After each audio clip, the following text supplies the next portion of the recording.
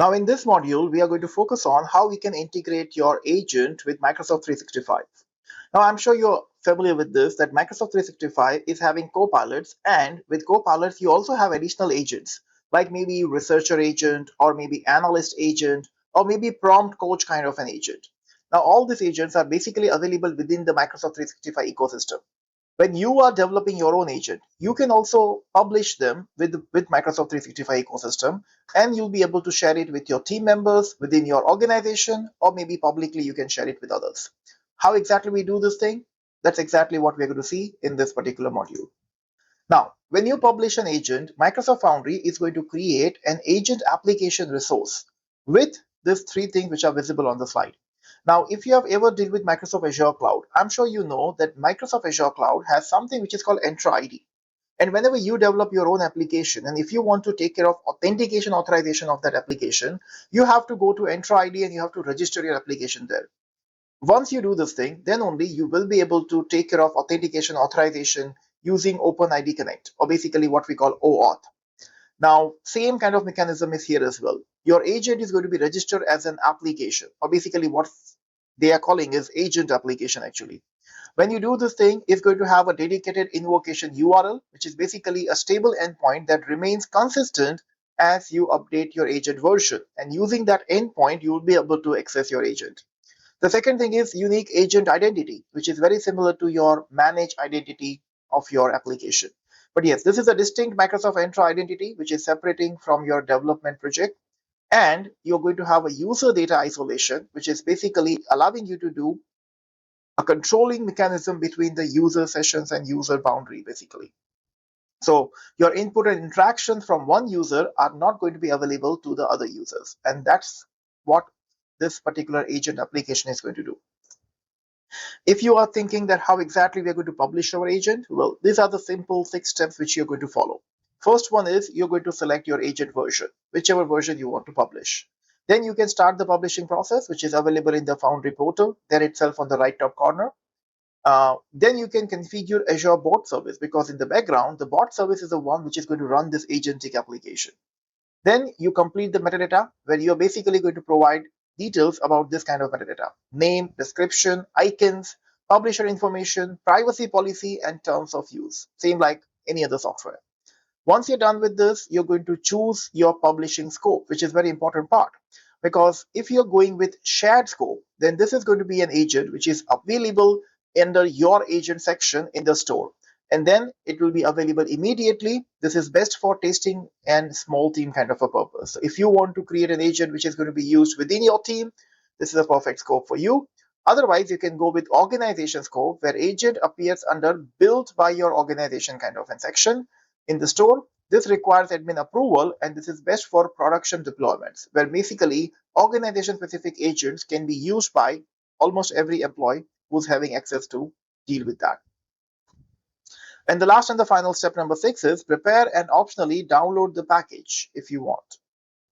Now, how exactly we're going to deal with this 6-step process and how we publish our agent with Microsoft Teams and Copilot? Well, that's exactly what you're going to see in the next lab. This is a lab in which we are going to create an agent in the portal, then we'll add the knowledge with the file search, then we'll publish to Microsoft Teams and Microsoft 365 Copilot, both of these things. And then we'll also update the published agent. Now, this is what you're going to see in the next lab. But before you do that thing, it's a time for a knowledge check. So I want you to pause this video and then be ready to resume once you're ready with your answers. Question number 1. What Azure resources does the Foundry portal automatically create when you publish an agent to Microsoft Teams? The right answer for this is Azure Bot Service. What is Microsoft Work IQ? And the right answer is a CLI and MCP server that connects AI agent to Microsoft 365 data. Now, we already understood Foundry IQ earlier, which is for knowledge base. Work IQ is something which is this, a CLI and MCP server that connects AI agents to Microsoft 365 data. We do not have much weightage on this, but yes, there is some kind of a configurational lab which are available, which are optional lab. It's not mandatory part of AI-103. So that is how it is.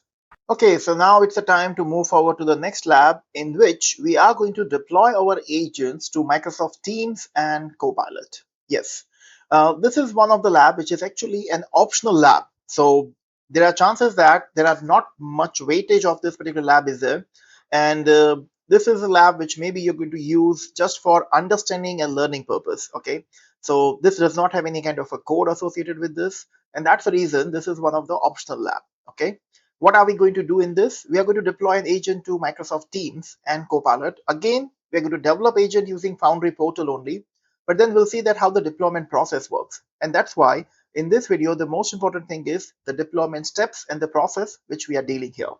So let's get started. As you can see here, I have created my Foundry project, and I'm already there with the same project which we have used in the previous lab. Now, why this? Because I do not want to waste my time in recreating a new project. Also, as this is an optional lab, so I'm not wasting my resources. I already have some agent which is available here. So this is a agent which we have created in the previous lab. But I'm going to create a new agent and I'm going to associate with a new agent in this lab. So the first thing first is we are going to create one new agent. So let me just click on new agent, build an agent. I am going to create an agent with a specific name. So I'm just following instructions and I'm saying that this is going to be enterprise knowledge agent. Now, if you ask me what exactly this enterprise knowledge agent is going to do, well, this agent is basically going to grab some enterprise specific policy documents, and based on that, it's going to help the employees of the organization actually. How? Well, that's something which I'm going to show you in the instructions of this agent right now. So let's say the agent is created and it's using GPT 4.1. It's visible in the playground. And the first thing which I'm going to do is I'm going to provide very proper instructions for this. Let me show you this. I'm saying you are an enterprise knowledge assistant for Contoso Corporation. Again, we are using a word Contoso Corporation, but this is not the same Contoso which we have used in the previous lab. So remember that. In this case, the role of this agent is like this. You can answer the questions about company policies and procedures. Then provide accurate information from uploaded documents. I will upload some documents here, so don't worry. Then be professional, helpful, and concise. Also, if you don't know the answer, say so and suggest who to contact. And then I'm also saying always cite your sources when referencing specific policies. So we will get to know that which policy it is actually referring to. Once we are done with this instructions right now, we have to make sure that we provide a proper document which are uploaded in this. Now, in order to do that thing, I will show you there are two documents which I'm going to use actually. The first one which I'm using here is available on this link, which is my IT security policy.txt file. Now you can see right now, this is a very simple text file, which is actually having a security policy associated with this. I will just do Control S, save this file somewhere on my computer. So maybe somewhere in the downloads, I am going to save it. And then I am having one more URL, which is basically my another document, which is remote work policy.txt. This is a remote work policy, as you can see. And I'll save this as well in my downloads folder. Once these two files are saved here, I'm going to use these two text files into my tool section. And for this, I'm going to click on upload files. It's going to allow me to upload and browse files from this. I'll click on browse for files, and these two different documents which you have downloaded will upload it here. You can see right now the data size of the document is 9 KB and 3 KB kind of thing. And the moment this is done, I'm going to click on attach. And what it's going to do is it's going to create a vector index of this particular data, which is basically going to be used using retrieval augmented generation while dealing with this particular agent. So I'm just going to click on attach. It's going to add a file search tool here. It's indexing my data, and you can see my index data is visible here. Web search tool is by default added in this agent, which I do not want. So I'm just removing the web search tool. This agent is only going to have a file search tool associated with this. If this is done, I just want to save my agent with this current configuration, because instructions and the tool, which is file search tool with this particular index, is successfully configured. If this is the case, then I want to see whether this particular agent is working or not. And in order to do this thing, I'm going to provide a simple prompt. What are the password requirements for my laptop? Let's see if this is answering and citing the information for this or not. Let's wait for this. It's showing me the password requirement for your Contoso laptop are minimum 12 characters, must include uppercase, lowercase, and this is referring the itpolicy.txt. Same way, if I ask a question that, let's say, what are the core hours to remote for remote employees actually? Maybe this is for the other policy, so it's going to give me the information from the other policy. two different documents are there, but only one index is there. So it's going to give me the answer from that only. Yeah, it's showing me the core hours for the remote employee at the Contoso are Monday through Friday, 9 to 3 p.m. And during these hours, you must attend all the scheduled meetings and whatever is there. And this is something which is coming from remote work policy.txt, which is fine. So this is basically my agent is working fine. And that means that it's good. Now it's a time, once your agent is created here, I want you to focus on publishing the agent kind of steps. Now, what you're going to do right now is you're going to publish the agent to Microsoft Teams first, so that your employees can actually chat it with directly with in the Teams only. Obviously, you are a developer, so you have a Microsoft Foundry portal access, but you want to share it with your team members who can use it with Microsoft Teams. And that is what we're going to do right now. Okay, now one thing you have to remember is before you publish an app, you have to basically prepare some app information. Like what's your application name, what will be the short description of that, same way, what will be the full description, developer's name, website URL, privacy policy URL, terms of use URL, as well as two different app icon with the size of 192 by 192 pixels in PNG format and 32 by 32 pixels also in PNG format. So these are the two different icons which you have to actually create and you have to associate with that. Now, this is something which are going to be used during the publishing process, which I'm going to start right now. So the next thing which I have to do is I have to click on the publish part. I have to click on this option. You can see right now we have options like publish option is there. Then it's saying setup routine, preview web app, and then you can say Teams and Microsoft 365 Copilot. So this is basically the part where we are going to publish to Teams and Microsoft 365 Copilot. I'm choosing this. It's saying, okay, publish to Teams, Microsoft 365. This particular feature is still in preview. There are chances we'll get some issues in this, possible, but still I'm recording this video so that you can get an idea. Okay. Now, in this case, I have to configure the team apps details here. It's showing me what will be the agent name, which is visible here. The published agent version is going to be 1. Now, actually, you can see here version 2 is also available, but we can change it to 1, 2, 3, whichever version you want. This is the first version of the agent, but here this version is actually 2. Just don't forget that. The app name is, agent name is going to be Enterprise Knowledge Agent. In the short description, I'm going to say this is AI assisted for company policies. So this is an AI assistant for company policies. The full description I'm going to provide, which is this enterprise AI assistant that answer questions about company policies, IT procedures, and employee resources. Then in this configuration, this is a bot service which is going to be configured automatically. In the developer name, I'm going to provide my name. So I'm going to say Maruti Makwana. By the way, you can search my name on Google or maybe in the Google's AI mode, and you will get more information about me automatically. So that's how it is. Let me go to the more option in which I have to provide my developer website, terms of use and all. In this, I'm going to provide some dummy URL. You can also put this thing. In the developer website, we are saying contoso.com. In the privacy policy, it will be contoso.com/privacy, and in the terms of use, it will be contoso.com/terms. Now this is what we have configured here. The moment I click on next, it's going to show me the other publishing options. Let me just wait for this. Okay, it's saying fail to prepare for publish to this. Request is missing and or missing fields.